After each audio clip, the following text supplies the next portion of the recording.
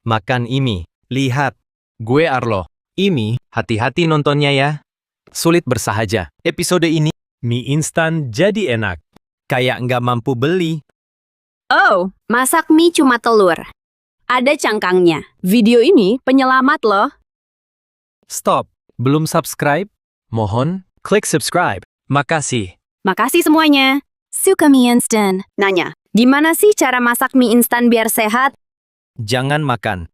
Karena pengawetnya nggak sehat. Emang nggak ada cara masak mie instan yang sehat? Bebas pengawet. Itu tuh cuma mitos. Legenda urban. Dulu, waktu industri mie instan mulai berkembang dan jadi booming. Udah mulai ada. Mereka sempat adakan konferensi pers. Tepatnya Mei 1971. Ada 7 produsen mie instan besar. Ngadain konferensi pers bareng. Acara begini nggak tiap hari ada. Mereka bilang, mereka tekankan produksi mie, tepung protein tinggi, kaldu ayam dan telur, dan berbagai bumbu. Lalu dikemas otomatis, satu jalur, semua pakai mesin. Jadi prosesnya sangat higienis. Pasti bebas pengawet. Imi, aku udah cek langsung. Aturan BPOM soal pengawet. Pengawet yang ada sekarang. Totalnya 24 jenis, tapi di dalam blok mie instan. Nggak bakal ada.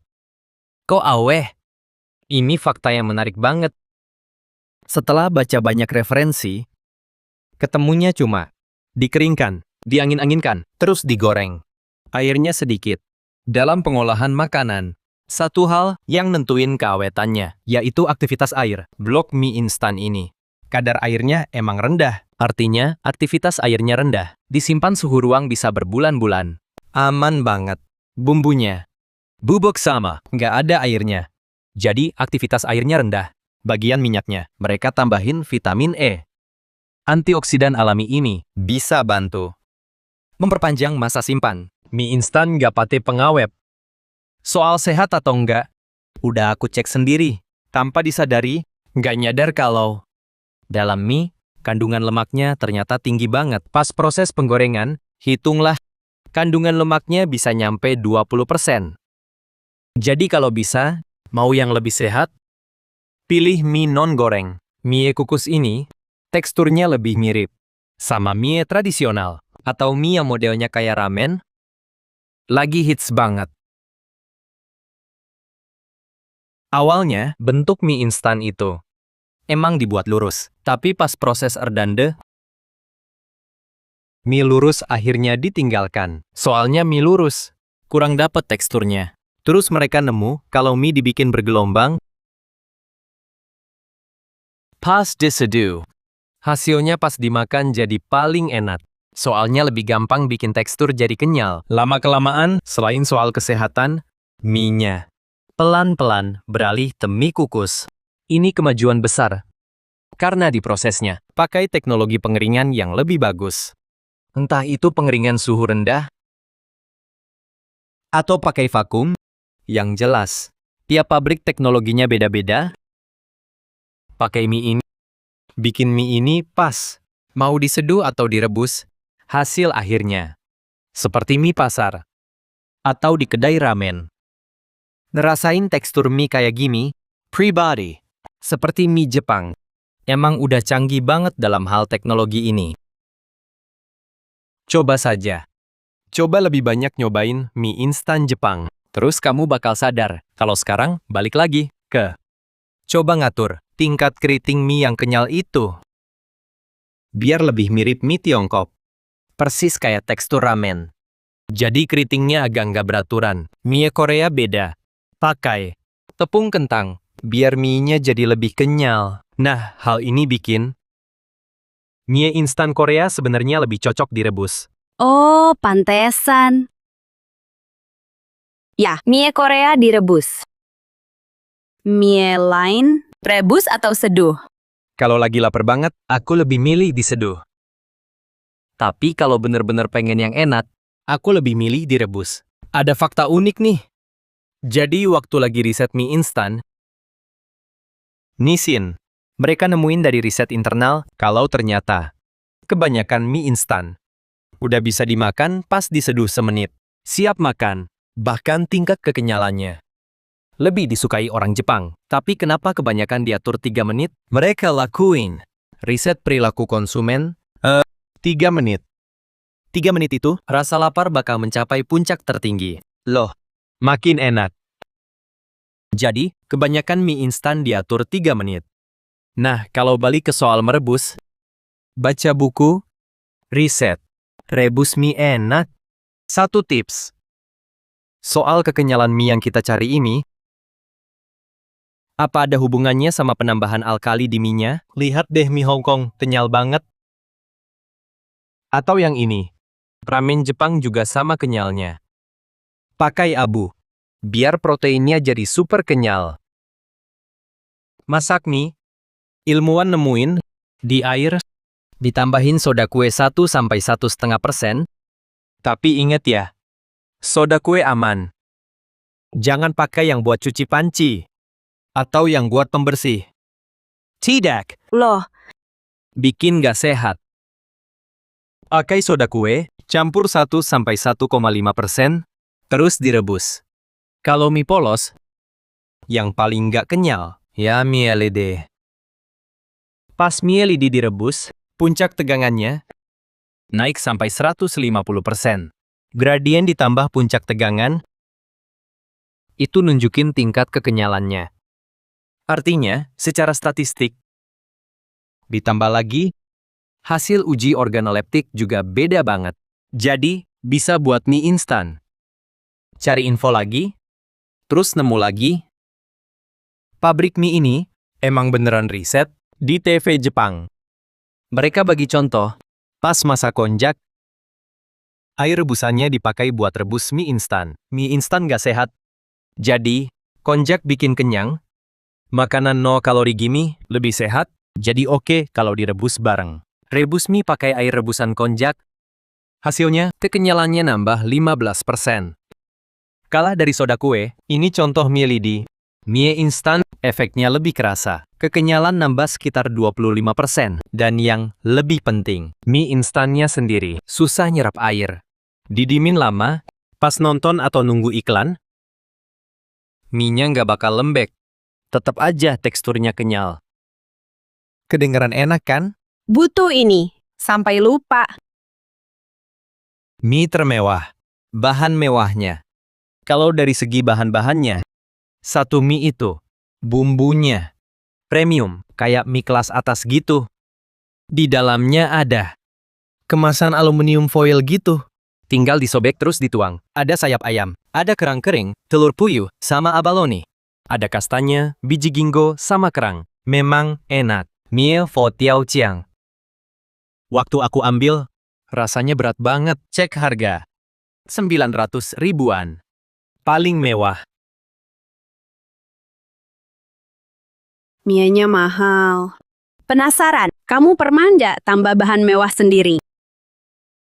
Kita kan koki. Pasti punya stok darurat di kulkas. Stok darurat. Stok darurat ini, dulu tuh, pas harga scallop Jepang lagi anjlok. Aku borong 6–7 kotak. Terus yang grade sashimi, bukan yang ukuran 2 liter atau L ya. Satuannya segede koin besar. Es di bawah 3%. Habis dicairkan, pastiin udah cair sempurna. Terus taruh di atas mie. Terus siram air panas begini. Intinya itu, grade sashimi. Ditambah ini udah cair sempurna. Jadi pas disiram air panas, tahu shota no sushi, ada teknik tradisional Edomae, namanya yubiki. Siram air panas, biar lemak di kulit ikan keluar maksimal. Terus aroma sedapnya langsung keluar. Scallop juga biasa dibakar. Tapi kali ini kita pakai teknik yubiki. Menurutku cara makan ini paling cocok sama mie rasa seafood. Mie seafood ini langsung kasih efek. Kayak efek naga terbang di MasterChef kecil. Mie instan ini rasanya mewah banget. Memang mewah. Tapi, kalau kamu suka rasa yang ngendang, aku saranin tambahin minyak cabai sama ampasnya. Tapi soal minyak cabai ini, ada banyak levelnya. Bikin sendiri minyak cabainya. Kalau enggak, aku rekomendasiin saus cabai momoya dari Jepang. Itu minyak cabai. Minyak cabainya, isinya unik. Ampas cabainya, itu lebih dari setengah toples. Jadi minyak cabai ini bisa dikunyah. Ada bawang goreng. Terus ada kacang-kacangan. Kunyahannya enak. Buat mie ini, tambahin aja. Buat mie cumi vegetaris ini, kan kalau makan sup cumi, pasti ditambah cabai. Pakai banyak saus momoya, enak banget. Bagus kok. Beli merica putih. Tapi aku pribadi rekomendasiin merica putih berkualitas. Beli di sana. Baru deh merica putihnya beneran mantap. Baru pertama coba. Ajarin dong, tambah telur gimana? Kalau bisa, goreng telur ceplok deh. Pakai wajan anti lengket. Lagi nyeduh air panas. Mumpung 3 menit, goreng telur deh. Banyakin minyak. Namanya juga mie instan. Yang penting, rasanya enak. Makanya minyaknya agak banyak. Tunggu sampai minyak berasap, baru pecahkan telurnya. Lihat pinggirannya. Mengembang lebar kayak rop. Nanti bakal terbentuk kerak renyah yang cantik. Sementara tengahnya tetap setengah matang. Atau mentah. Nggak masalah kok. 3 menit, ambil telur. Taruh di mie. Aduk. Kuning telur lumer, nyatu sama minyak. Dan rasa kaldu, bikin kuahnya jadi emulsi yang cantik. Kuah jadi gurih. Putih telur renyah, bakal bikin rasanya jadi super enak. Kayaknya kamu emang jago banget bahas mie instan. Jadi lapar. Mantap. Mie Korea oke. Terus kalau mau tambah keju? Iya, Shin Ramyun pakai keju. Emang kombinasi klasik banget. Waktu ke Italia. Apa ya? Tiba-tiba pengen banget makan mie instan. Makan terus. Italia, mau mie? Makan steak terus. Terus ya? Stop Raycom. Terus pengen banget makan karbo. Pengen mie instan. Beli mie di sana. Terus jelas pengen ditambah keju. Nggak ada. Tahu kan keju olahan Amerika yang?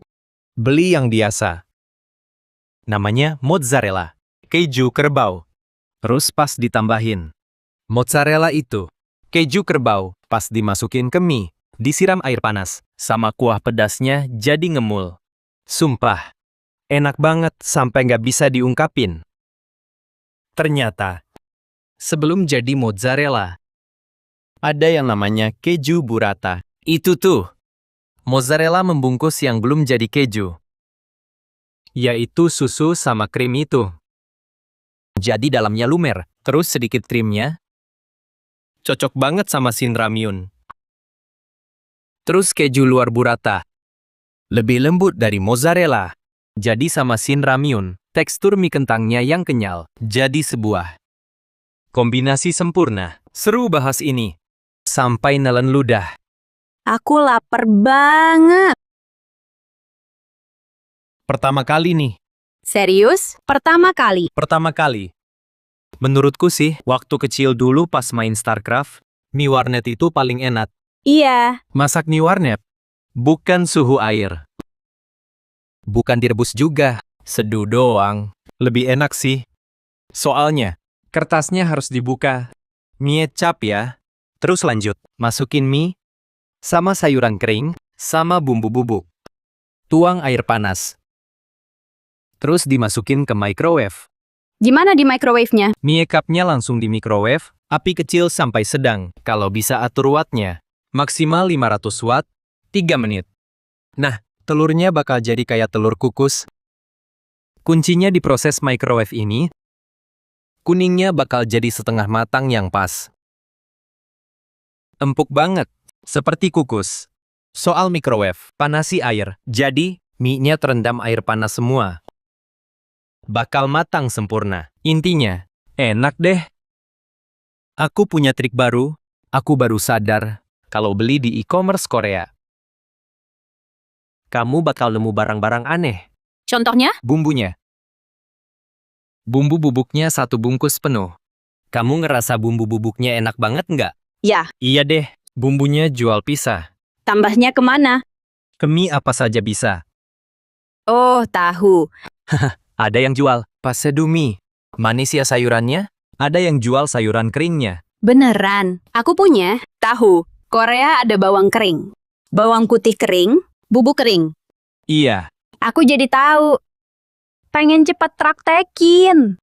Beresin alat dulu. Beli bahan ke pasar. Dadah, dadah. Lupa penutup. Jangan lupa subscribe, share, dan like ya. Sebelum masak. Ingat-ingat channel kita. Makasih semuanya. Dadah.